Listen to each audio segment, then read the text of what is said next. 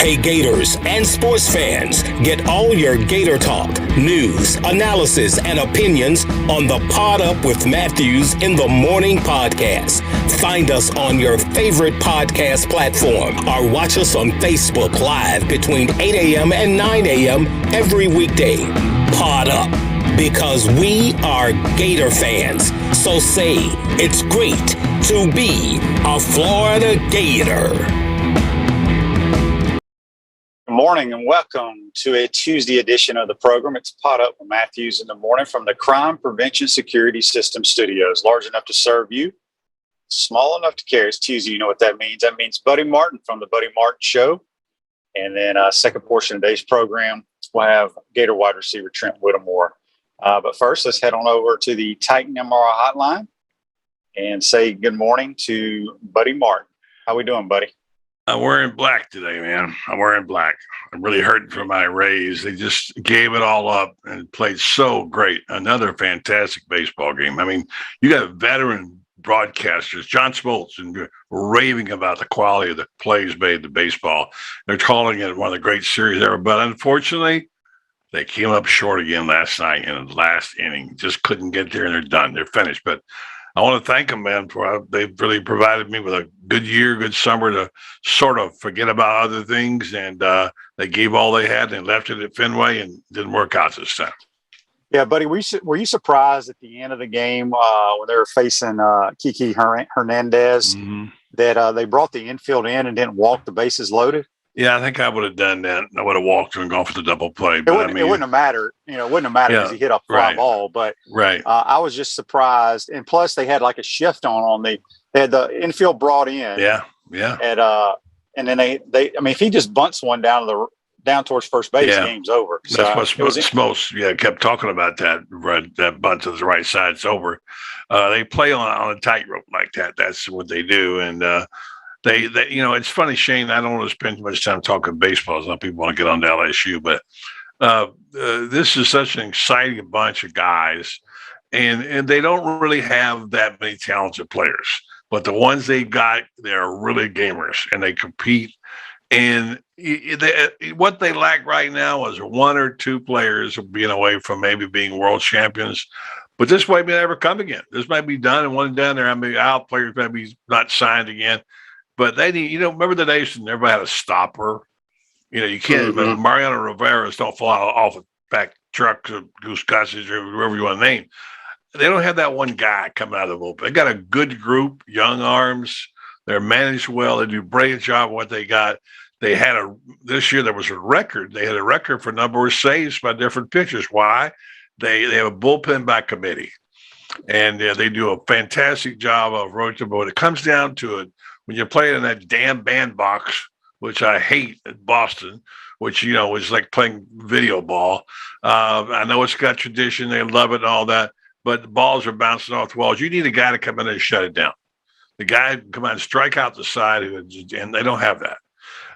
But they gave a great maximum effort. I mean, what a play Kiermaier made last night. You see that throw, that play? They had a guy on second. You figure the game's over. And then Kiermaier positions himself in right field to take the throw and throws the guy out at third base by inches. I mean, by inches. It was questioned. That saved them. The game was tied at that point because they were down, 5-0, 5-1, and then they tied it 5-5. And this is a fraction of the game being over. And what a fantastic play Kiermaier made. Unfortunately, they couldn't follow it up, and the Red Sox won. Yeah, it was a heck of a series, no doubt about it. And the rest of the baseball, some teams can clinch today. You got the Astros up 2-1. The Braves are up 2-1. The Giants now are up 2-1. So a lot of baseball this afternoon. Buddy, did you get to see it in the Monday night game? It was unbelievable. I only flashed back and forth. I was so busy with stuff going on, trying to do taxes at the same time and doing a show and all that. I just saw a couple highlights. So tell me about it. Well, the Ravens played awful. I mean, they looked like they were not interested at all. They fell behind like 25-3, and Lamar Jackson brings them on a great comeback. They tie it up with less than a minute to go, get the 2-point conversion to force overtime. and I fell asleep. Oh, And no. I woke up and they won in overtime. So Wow. yeah, it was a heck of a comeback for Lamar. They did about everything they could do wrong early, and the Colts dominated the game. But it was a good one. It was a lot of good football this weekend, whether it was college or pro. Oh my gosh, there was loads of great games. I call it spectacular Saturday. I mean, Texas, Oklahoma. Where do we stop? We could go on all these games, and then of course Alabama gets beat. The world's coming to an end, and now in Tuscaloosa, and Nick Saban will want to be fired. They want to fire him tomorrow because that's how we do it here. Coaches get like Dan Mullen said, coaches no longer get evaluated year to year or even week to week. It's like play to play. It's ridiculous, the expectations. You come from a family of coaches, you know what it's like then and now. Of course, we'll see another coach now, John Gruden. Who would have thought this guy with all the, how many millions, 10 million a year, sitting on top of the world, new franchise, new stadium, all in Las Vegas, one of the really great names in coaching, off to a good start, and boom, they dug up some old emails on him and he exposed, quote unquote, exposed him. Shane, I hope nobody ever gets your emails or my emails. That's all I got to say. Yeah, I mean, that's from 11 years ago. It's crazy. I'm sure more stuff will come out, but it's crazy, crazy, crazy. Joseph says the Colts missed a game-winning field goal as time expired. Yeah, see, I missed that. When they tied it up, I fell asleep. So, but it was a heck of a game, no question about it. Yeah, but the whole John Gruden thing, it's a shame.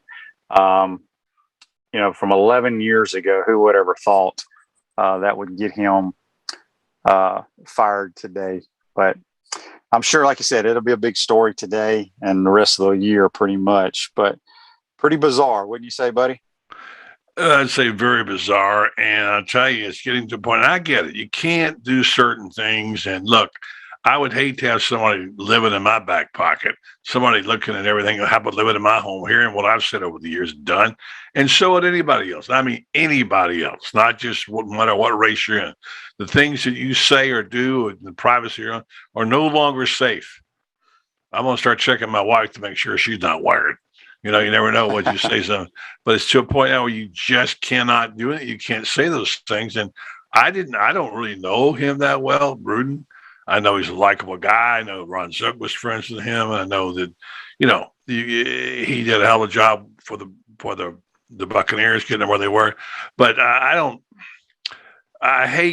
wish there was some way to stop judging everybody by one thing they said or wrote.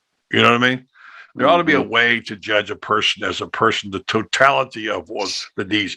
When you and I get to heaven, before our maker, and he gets out the book of life and starts adding up, I know I'm going to account for a lot of things, but I don't, like you said about games and quarterbacks and coaches, no perfect games, no perfect life among humans on this earth.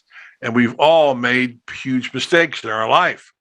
And we all have to overcome them, and it's painful.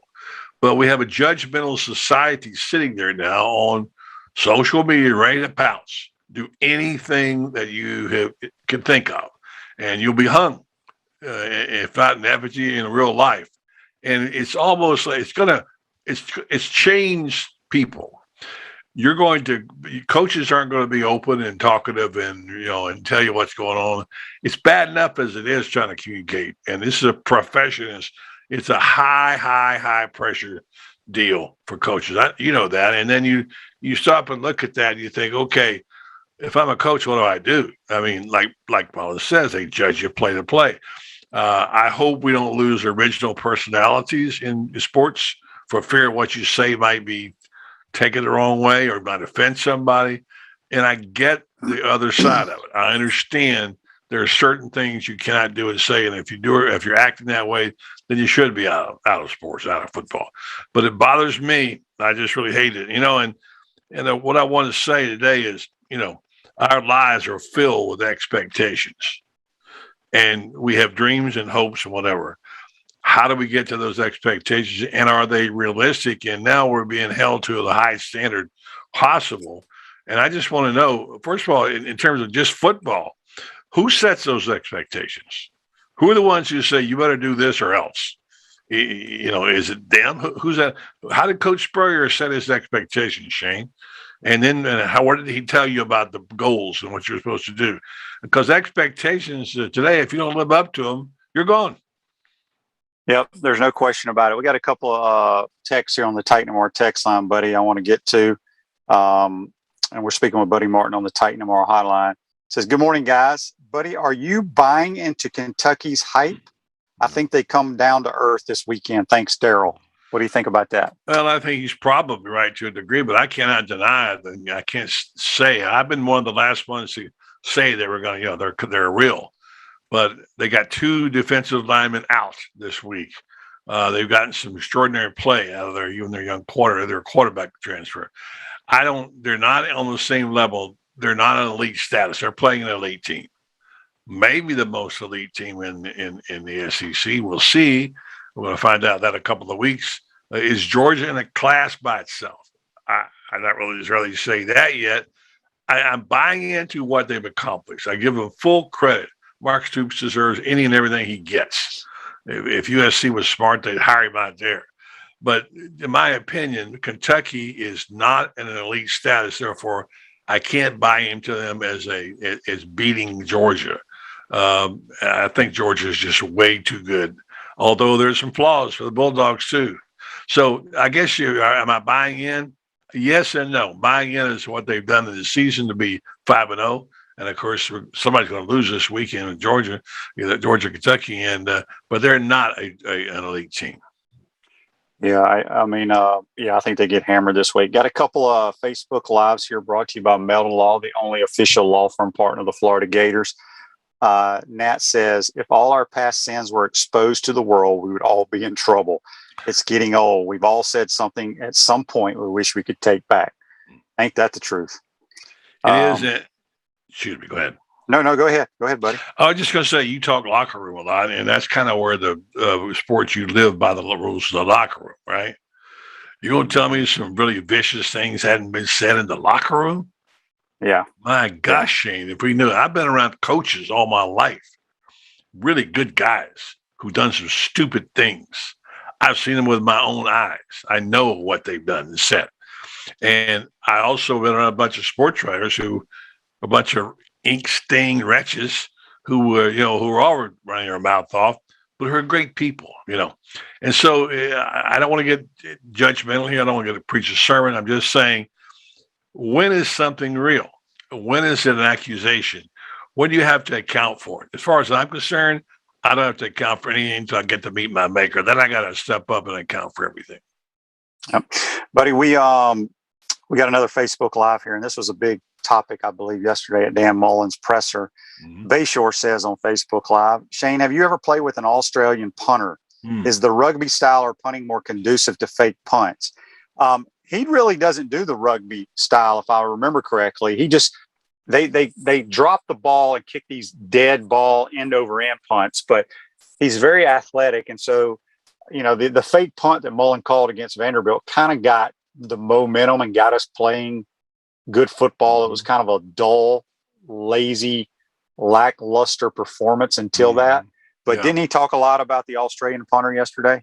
He did. He talked a lot about it. And the Australian punter talked a lot. He stole the thunder at the presser yesterday.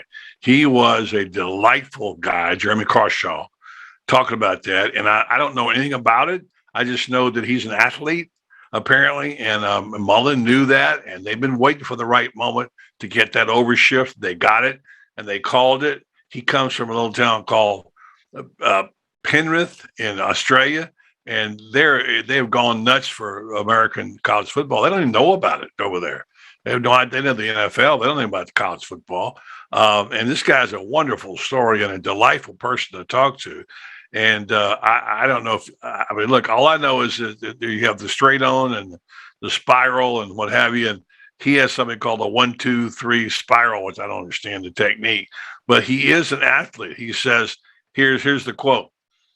He said, the technical aspect of punting is completely different from what you guys do on the move.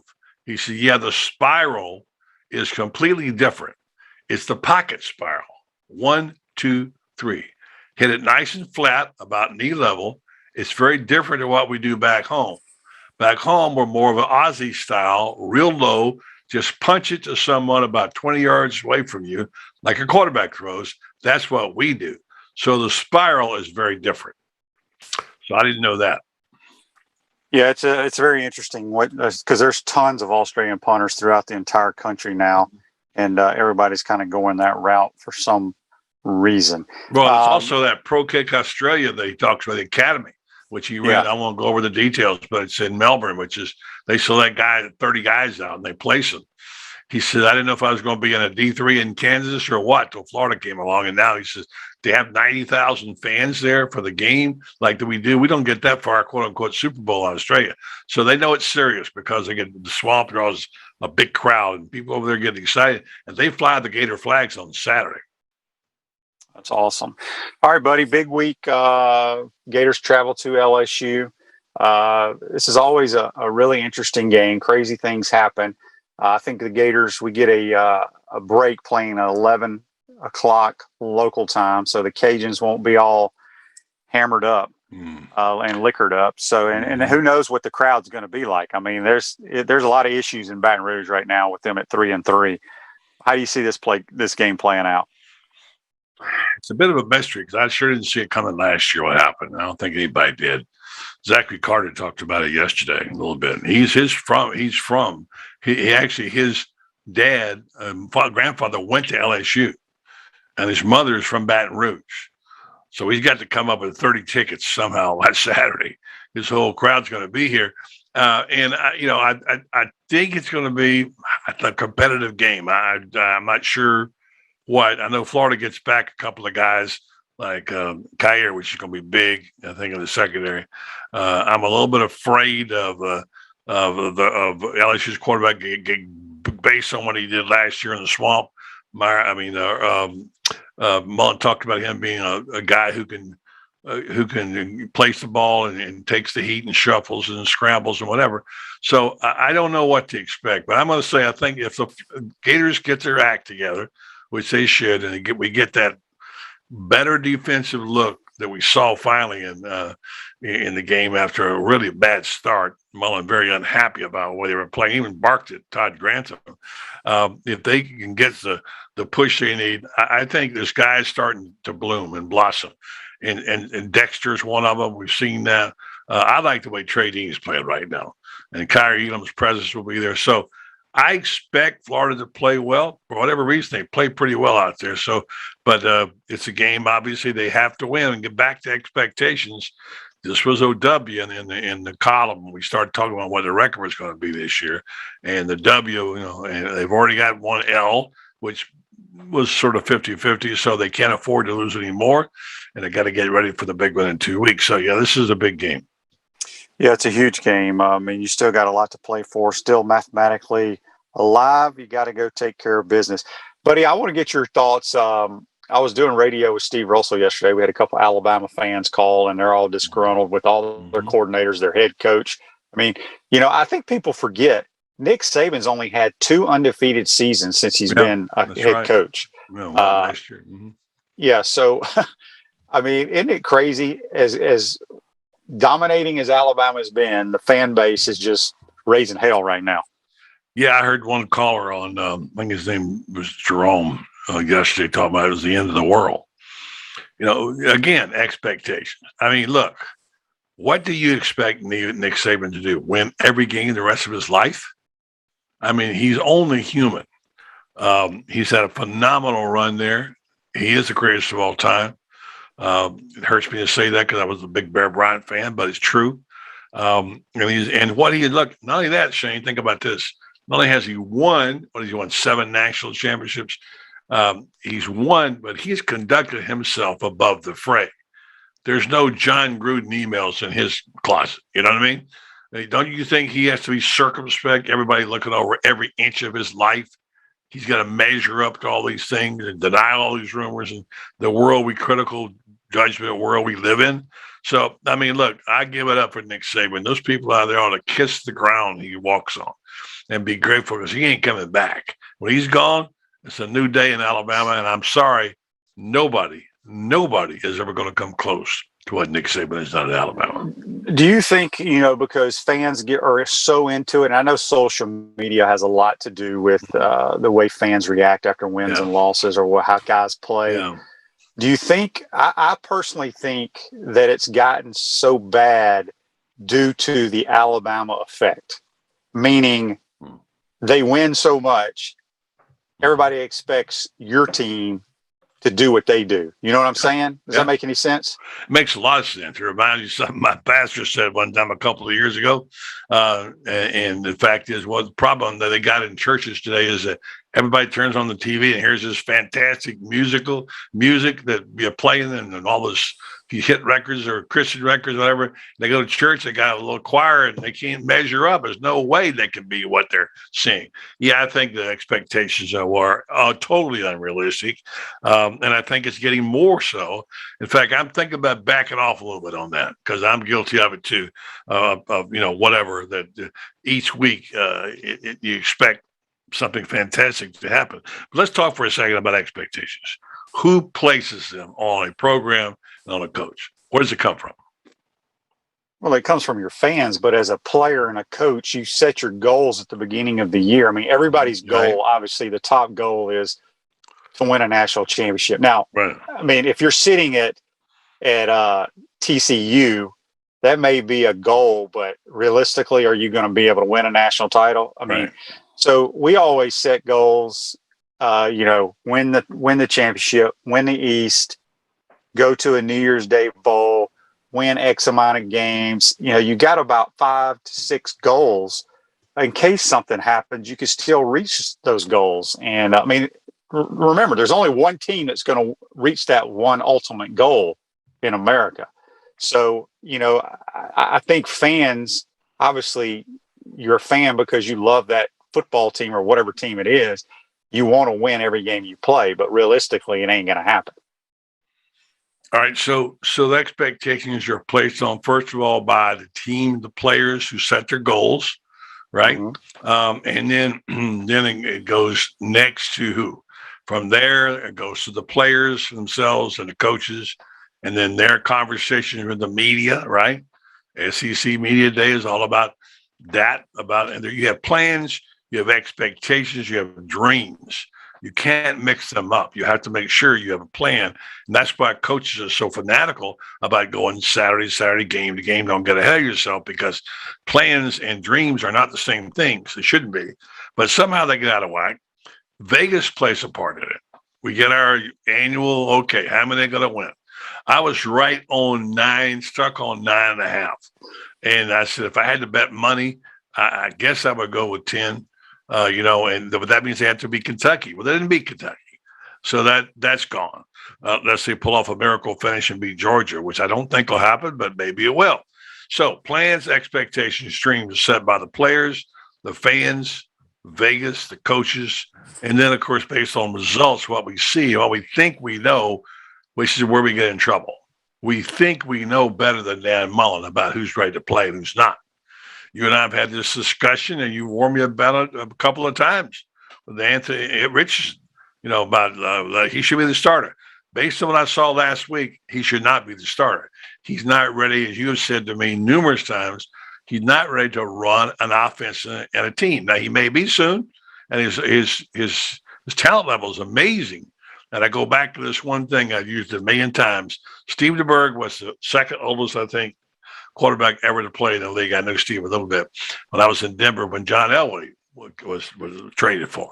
And Elway came along and said, how long will it be before Elway starts? And Steve DeBerg said one day in an interview, he says, it's just a matter of time before his talent overcomes my experience. Mm-hmm. And that's what happened. He started in the opening game, Elway did. So the talent level is one thing, the experience and knowledge is another. Yeah, exactly. And, I think Anthony will be a good player here, but time will tell. Like you said, I've seen the kid play a lot, and he needs to be coached up a lot. And I think Dan and the rest of the staff will do that eventually. But this is Emory's team. If people hadn't seen that and realize that right now, they're living under a rock. We got a Facebook Live here brought to you by Mellon Law from Toby. He says, do you know if Derek Stingley is clear to play in this game because I know he's out. He's out for the year. Yeah. He's out for the year. That's what I was gonna let them know. Yeah, sorry. It's all good. He's definitely out for the year. Daniel says, I was at a tailgate this week, and a lady said her diehard Gator teenage son would not attend a game until Emery's out and Richardson's in. Well, that's the silliest thing I've ever heard. Then they're not a Gator fan. Look, like I said, Richardson may end up being a great player, but what makes people think he can be? I mean, you've seen flashes of great things, but you also saw last week he couldn't run away from Vanderbilt players. Right. That's where people have to sit back and I blame Dan for this, buddy. And I've said it many times on your show. Dan dialed up the perfect plays early in the year when he was in the game. Yeah. I mean, where guys were wide open against FAU in South Florida. That's great play calling. But if he gives those plays to Emory probably hits them as well. You see what I'm saying? Yeah. And so now that's why blaming is not the correct word I should use. But Dan has caused this issue. But he's a really talented kid. And here's the thing. If he's the quarterback next year or the following year, somebody's going to want to play whoever's behind him. It's just how it is, right? That's it. You played that position a lot in the NFL. Always want to change the quarterback. I think the word you're looking through for with Dan is attributing his success to Dan. Because of Dan's play calling. You're right. He was. I still say he's the most exciting freshman quarterback I've ever seen in Florida because of his size, speed, and the athletic plays he makes. Oh, I agree with that. I agree with that. Here's the other thing that bothers me is, a lot of the fans, I can't tell you how many people have said this to me, whether in person or on different radio shows, buddy, and you may have heard this too. Well, we can't go to Atlanta, although we're still mathematically alive, very slim chance. So why don't we get ready for next year? Okay. Yeah. So why don't we tell Zach Carter and Damian Pierce and Malik Davis, we're not going to play you guys. Right. We're going to play the young guys. And you guys pack up and go to the beach. So you can't do it at the quarterback position and not do it at other positions. And so I don't think people realize that. And plus, basically, if you do that, you're saying, okay, we're giving up on y'all senior year, and we may end up going 7-5 because we're trying to get ready for next year. Well, that's the dumbest thing I've ever heard. And it drives me insane when people say that. Well, it's opting out. That's the fans opting out. You criticize the players for opting out, the fans do. I don't know how this year is going to wind up. I know it's going to take some really powerful coaches, coaching and leadership to get this team home wherever it's going to be and to finish off some of its goals and get to a bowl where everybody's going to play. I don't know that will happen. But again, when you evaluate this team as program, you look at what they've done.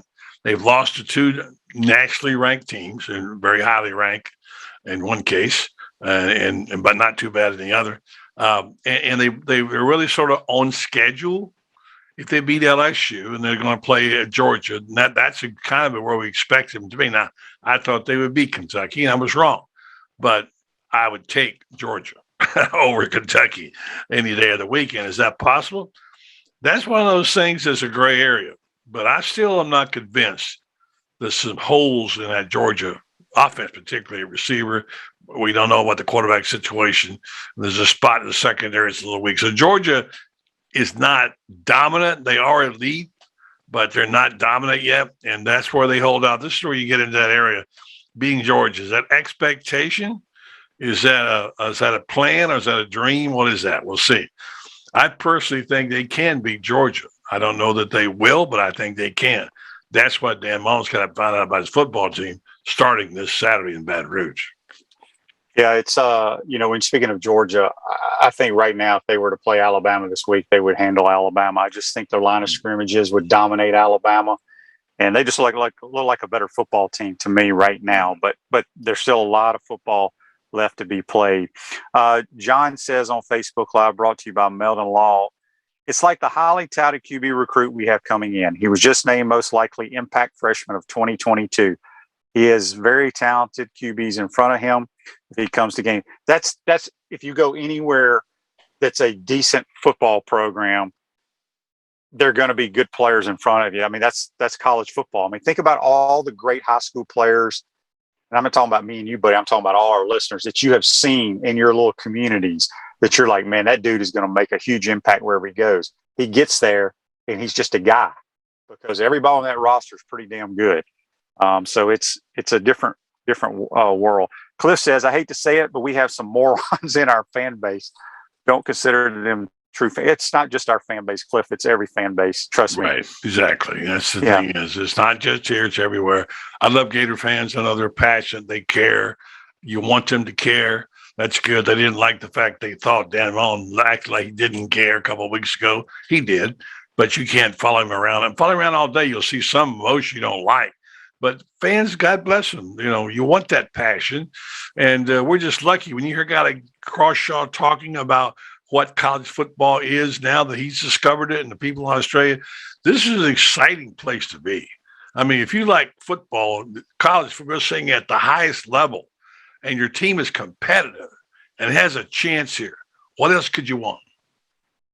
No, I agree. I agree 100%. All right, buddy, real quick. Let's talk a little National Football League with you. Right. Obviously your Bucks are playing very, very well, but Yeah. what did you think about my Buffalo Bills playing the other night? Well, they were Chiefs? very impressive. I got to say one thing about the Bucks, though. They're a machine now. I hope Brady's hand's not hurt too bad. They got it going on right now, and their defense is getting so better. I mean, some of those guys in defense are playing lights out. And this Brady is, I mean, who would thought Brady's playing at his highest level right now? He did things on Sunday he's never done before. If that's possible. Guy was 7. So your Buffalo Bills, what I saw of them, I love their quarterback. I think he's fantastic. People kept saying he's going to be drafted high. He's going to be drafted high. Well, really? Yeah, really. And he's really good. And then defense, they're playing well. All of a sudden, these dipsy-do fancy offenses that teams like the Chiefs like to run and whatever, they're not unstoppable. And the defense is playing sound. The offense is playing well. I would love to see Buffalo up there. Although right now, what I've got going to the Super Bowl, I had the Chiefs, but they might be going. I love the Bucs' chances to get there. Also like this Rams team a lot. So these games have been terrific. I felt so sorry for the New York Giants. They were killing it out there. They were just guys were dropping like flies, injuries. Their quarterback gets a concussion. They lose him. They lose 4 starters. And the guy that I always said, you got to give me credit for this, Shane. I always said that my man from 8 Mile, Alabama was going to be the real deal. And I think he had a big day and he caught 10 balls, I believe. Unfortunately, he wound up getting booted from the game for throwing a punch, which you can't do. But he is the real deal. The numbers he's posting at that level are incredible.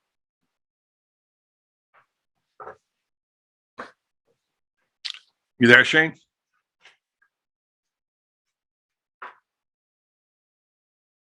Lauren says here.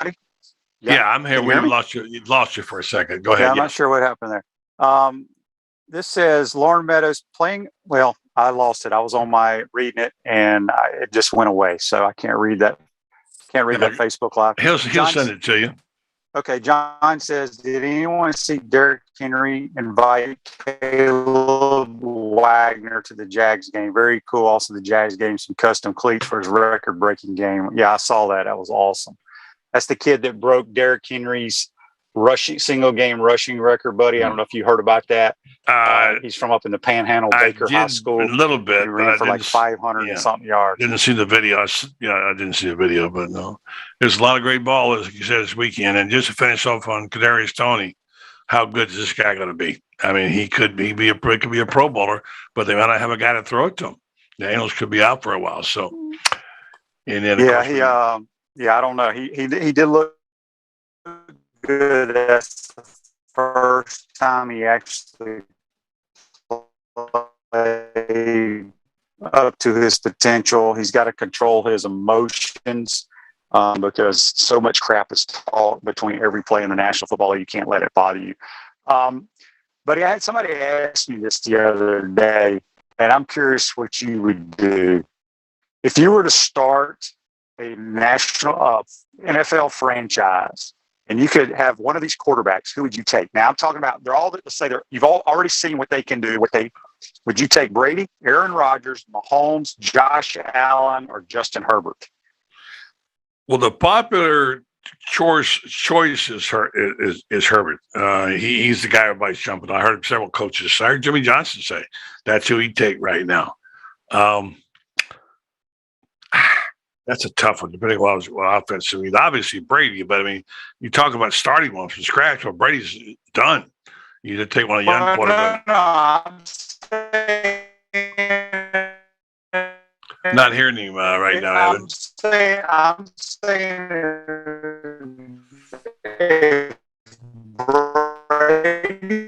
they were all young. the same age right now. Right. What you have seen. Yeah. You were breaking up there. I think I heard you said if they're all the same age right now. I'd take Brady. If he was the same age, yeah, I'd take him. Because, I mean, based on what I know now, obviously I don't know this about the others. Mahomes, I still love him. I'm not giving away to him. The kid from the Bills is really, really impressive. He's been everything that you thought he was going to be, and then some. I would go with Brady. Yeah, I would probably take Aaron Rodgers. Okay, I want to read this Facebook Live because I totally disagree with it. And I'm not sure who it's from. It says playing a guy in series like he started the season isn't developing his QB. He didn't play Emory like that last year. He didn't play Trask like that the year before. That's not how you develop a player. I get up big and play those guys in the fourth quarter, or they have complete series and see how they can respond. No one has ever developed a QB like that ever. Even Tim Tebow didn't get played like that. Tebow played about as much as Anthony Richardson has played right now. People forget that. Tebow was a fullback his freshman year. Mm-hmm. So, first of all, again, it's Dan's job to play the best quarterback, and the best quarterback is Emory Jones. We're not experimenting. This ain't the spring football where you can figure out who. I don't want people's logic there at all. And I don't even know if we're on air right now because we are.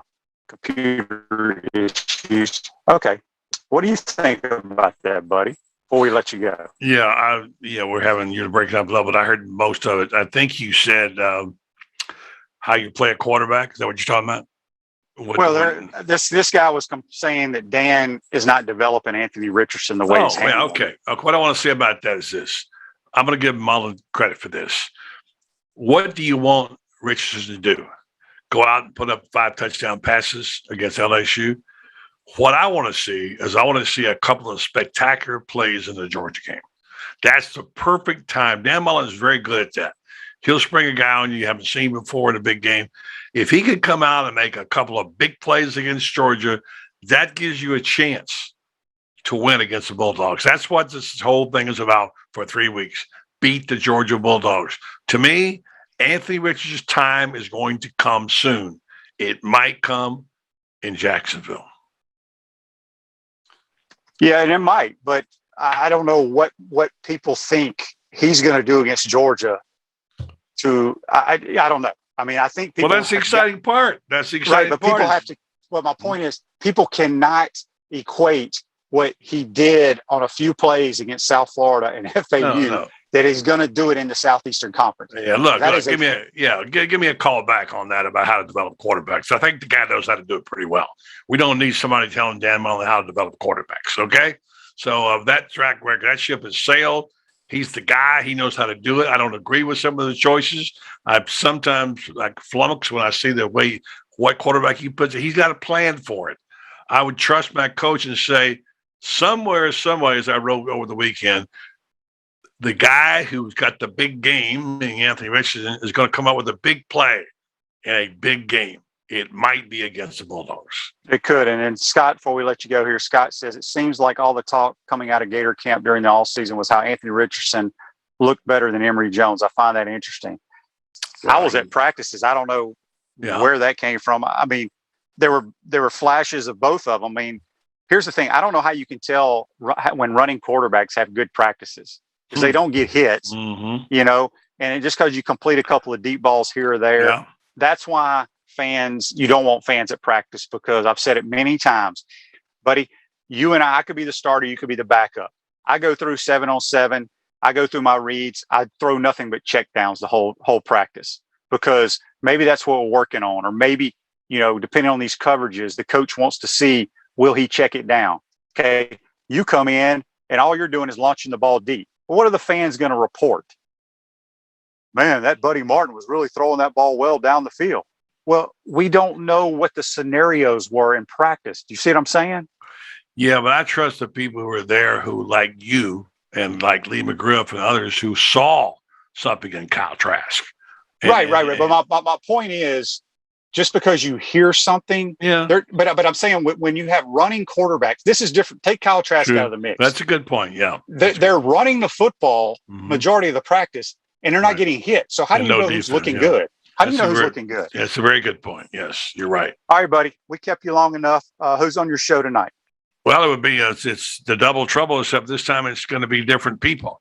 Cassidy's there, and Graham Hall. Double coverage tonight. Going to break down a few things, including the Australian punter, which you want to hear more about. You're going to hear a lot about Jeremy Crawshaw. He is a fascinating young man. Don't miss it. All right, buddy. We appreciate it, my man. We'll talk to you next week. Take care. Bye-bye. That's Buddy Martin. Join us on the Titan More Hotline. Going to come back. We'll be joined by Trent Whittemore. You're watching and listening to Pot Up Matthews in the Morning. We want to take this moment to thank all our sponsors who keep the show going and pay the bills. Crime Prevention Security Systems, large enough to serve you, small enough to care. Titan MRI, Gainesville's only locally owned and operated MRI facility. Meldon Law, won't back down. Peachland Dental, Gator Nation's first choice for dentistry in Port Charlotte. Comfort Temp. Comfort is our business, peace of mind is our promise. QC Kinetics. Live pain-free with QC Kinetics. Great Clips. It's gonna be great. Our Gridiron sponsors are Auto ER, UF Bookstores, Celebration Point Town Center, South State Bank, Chris Doring Mortgage, Silverback Concrete Co. Some of our touchdown sponsors are MB Listing, McDonald's of Gainesville, My IT Masters, Gainesville Neon and Signs, 84 Lumber, Tropical Smoothie Cafe, Avera and Smith, Dowling Signs, Baker's Sporting Goods, Ruse Ogra Agent, State Farm Insurance, Silver Cube Billiards and Sports Bar. If you are interested in promoting your business on the show, visit potupwithshane.com and click the advertise button. Again, thank you to all the great businesses that support the show. If you like what we are doing here, make sure you follow us and support the businesses that support us.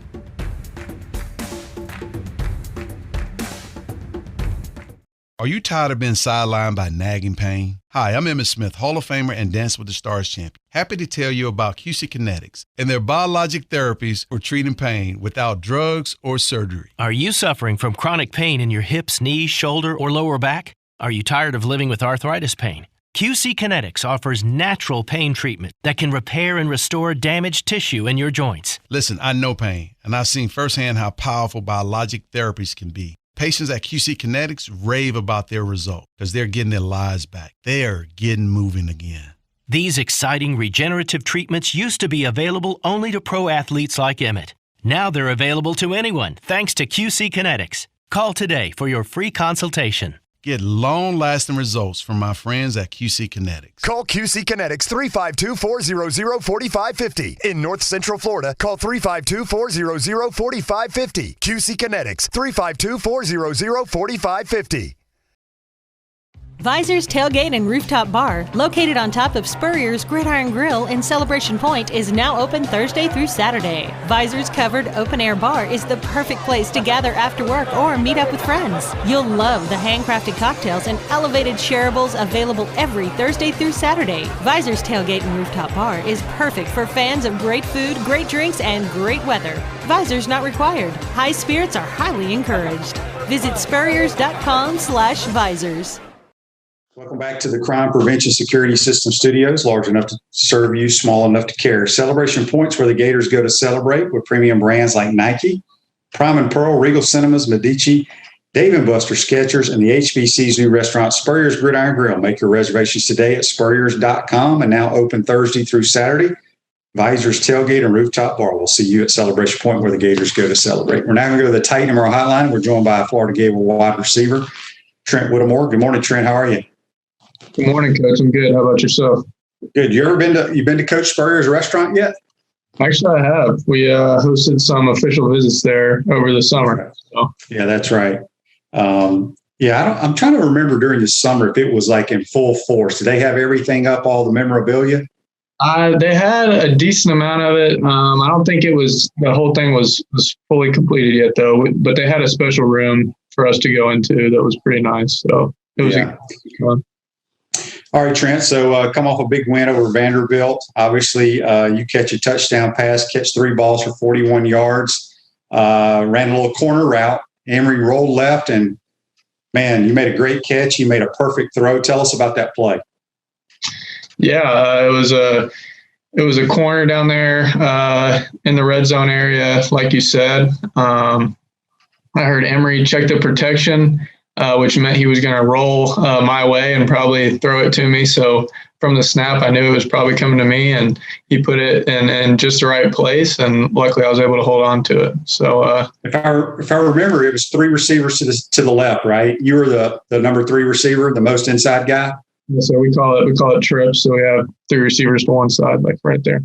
Yeah, and the 2 outside guys run like little hitch unders or what have you, and then it's a good ball play, but it was a really good throw and catch, no question about it.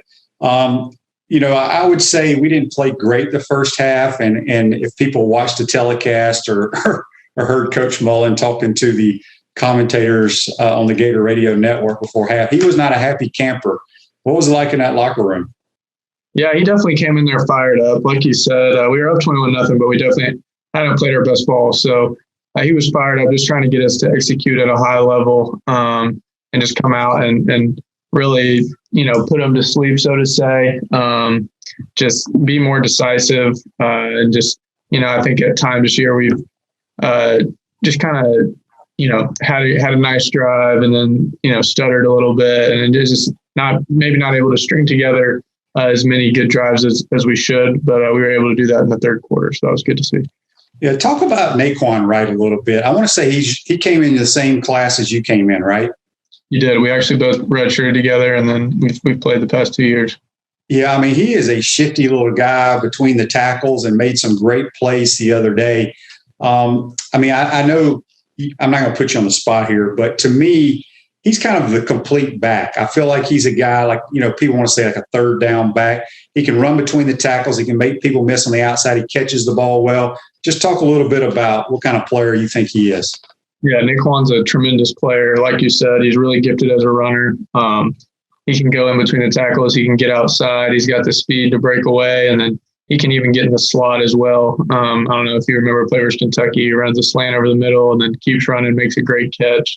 So he's just an offensive weapon, and he does a great job. He knows a playbook like the back of his hand. He knows protections. He knows routes.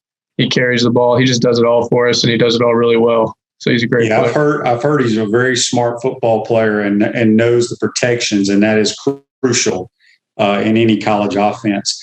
It looked like we kind of made a effort to come out and throw the ball deep, and obviously, depending on how a defense plays you, dictates, are you going to have shots down the field? What mostly was Vanderbilt doing to y'all on the back end and the secondary?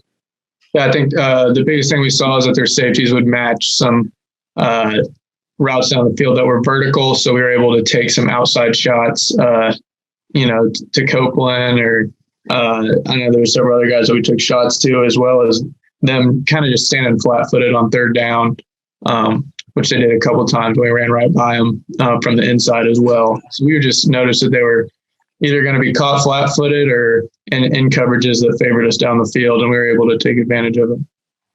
So it was a homecoming win, and obviously, like you said, you're up 21-0.5, kind of sputtered around. But, homecoming, there's a lot of distractions. You've got – I don't even know how they do it nowadays. I think the seniors – back when I played, the seniors got to go to Gator Growl, but it was in the stadium. The seniors were on the float. What does Coach Mullen do? Is it kind of the same thing? We do it where it's actually guys who aren't traveling, they go on the float. So that's not really the guys who travel have to worry about. And then I think the captains went to Gator Growl. I'm not sure that all the seniors went, but I know the captains went with Coach Mullen. So, for me, I was involved in necessarily any of it. So I know it's great for the town, it's great for the university, but we're focused on winning a football game. So we sit at 4-2 right now. Head to Tiger Stadium. Kind of catch a break. It'll be an 11 o'clock local time, which is that reminds me of when I was playing. They used to have these games on Jefferson Pilot and WTBS, the 11 o'clock Central start. It's tough because your wake up call is going to come so early. You got to eat your pregame meal real early. What did Coach say to you guys? I mean, there's still a lot of football to be played. We know LSU is now 3-3 coming off a blowout loss to Kentucky.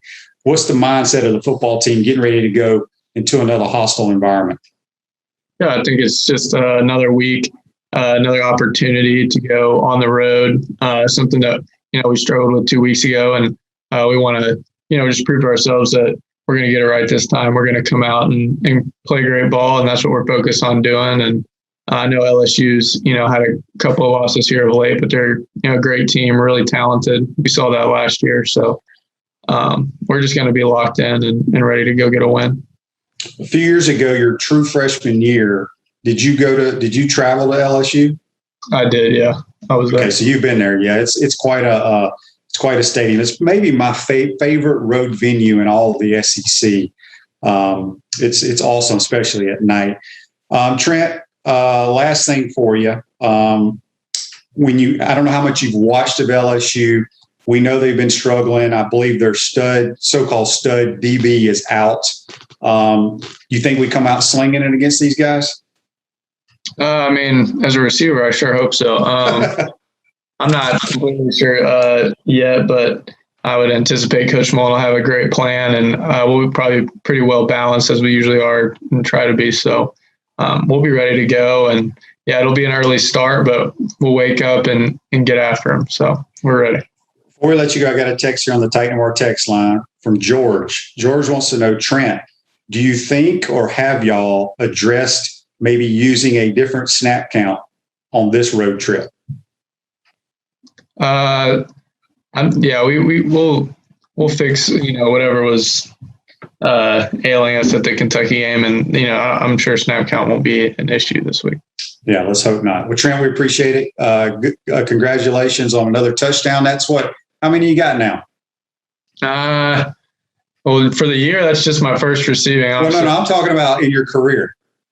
That's just my second touchdown in my career. My first one was last year, and then I missed pretty much the whole back half of the season last year. So yeah, I thought for some reason you had three touchdown receptions, but it's two. You're right. You've thrown one and caught two. So many more ahead. We appreciate it, buddy. Take care. Good luck. Yes, sir. Thank you, Coach. That's Trent Whittemore. Join us on the Titan MRR hotline. We're going to take our final time out, come back, wrap up this Tuesday edition. We want to take this moment to thank all our sponsors who keep the show going and pay the bills. Crime Prevention Security Systems, large enough to serve you, small enough to care. Titan MRI, Gainesville's only locally owned and operated MRI facility. Meldon Law, won't back down. Peachland Dental, Gator Nation's first choice for dentistry in Port Charlotte. Comfort Temp, comfort is our business, peace of mind is our promise. QC Kinetics, live pain-free with QC Kinetics. Great Clips, it's gonna be great. Our Gridiron sponsors are Auto ER, UF Bookstores, Celebration Point Town Center, South State Bank, Chris Doring Mortgage, Silverback Concrete Co.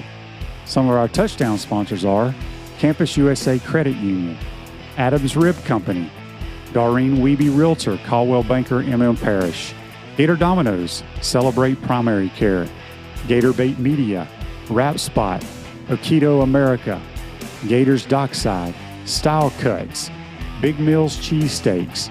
If you are interested in promoting your business on the show, visit potupwithshane.com and click the advertise button. Again, thank you to all the great businesses that support the show. If you like what we are doing here, make sure you follow us and support the businesses that support us.